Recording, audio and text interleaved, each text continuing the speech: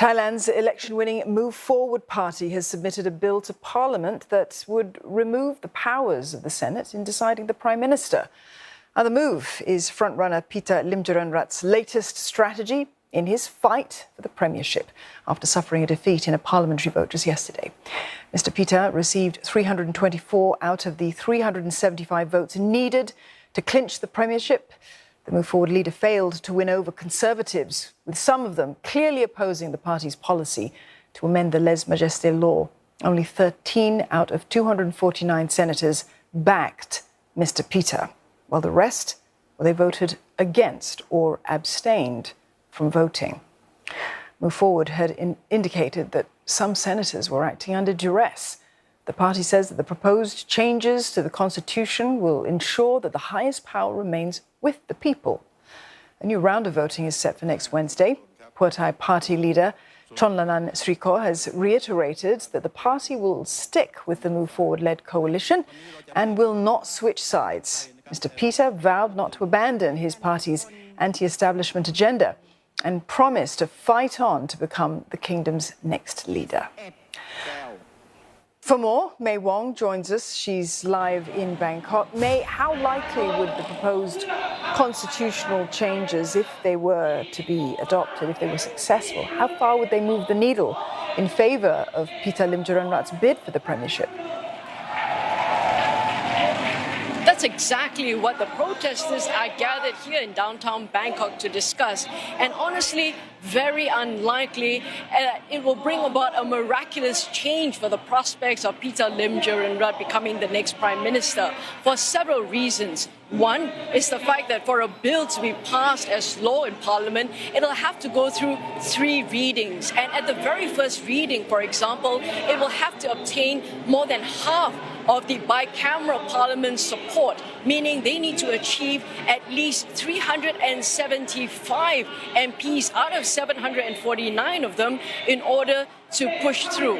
On top of that, they will also require 84 of the 249 senators to sign off and to agree on that.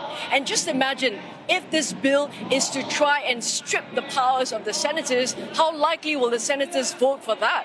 Very unlikely, and therefore there will be absolutely not much of a change to this at all. The other point is also the fact that when you actually move such a bill, well, the Move Forward party has said that the reason is because they want to bring normal democracy rules to govern this country and also to return the highest powers to the people. And that's the reason why they want to push for this bill to be passed. And also they said that these senators have clearly robbed the people of their choice of Move Forward party's Pita Limjaroenrat, because this was shown in the May 14 general elections when the people voiced their favour of Pita Limjaroenrat. So there are many fronts here, and unfortunately 13 senators on Thursday voting for Pita, well, that's just not enough. At the same time, he does have a chance next week, as there's another vote coming, as dim as those chances might be perceived. But can we expect the race for that top job to take on a whole new turn if he does lose that vote next Wednesday?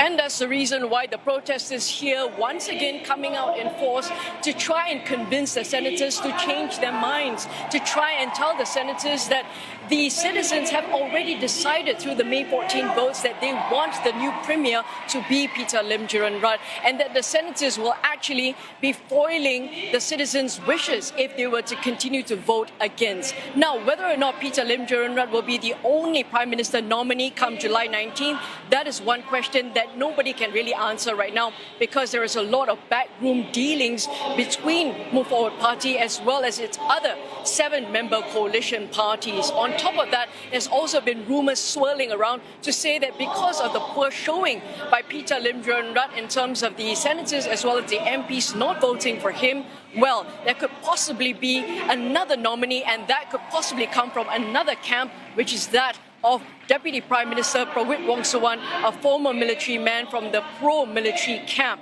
And so a lot of people are very concerned about that, and that's the reason why the people are saying if the senators continue to disregard the people's voices, they will come out in larger numbers, and also this will spread throughout the country, and they have threatened to say that if the senators can't hear the voices via the General 14 elections or May 14 elections, then they will have no choice but to take the protest onto the streets. And if violence is necessary, they will also, unfortunately, resort to that.